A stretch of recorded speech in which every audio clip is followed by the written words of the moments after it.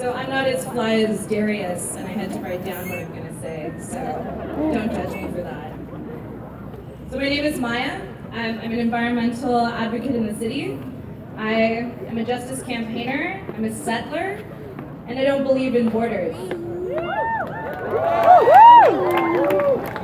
I said I don't believe in borders.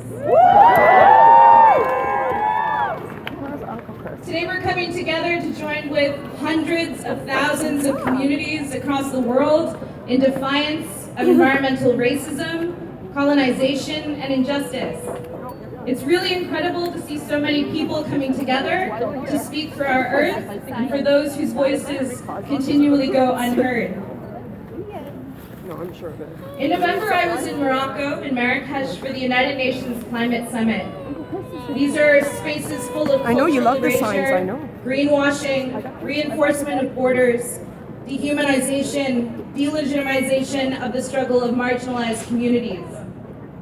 It's also a place where the Canadian state comes together to absolve itself of colonization and violence against Indigenous peoples. Shame. The state does this in an effort to hide its true intentions, which are always to reinforce its power and appease corporate interests in climate destruction, often and most times on the backs of Indigenous, Black, racialized, and poor communities here and around the world. In Morocco, I realized that the climate movement is at a critical tipping point.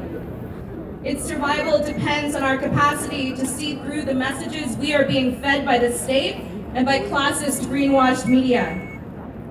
Seeing through this means that we see the intersections of environmental destruction, corporate interests, poverty, and colonization.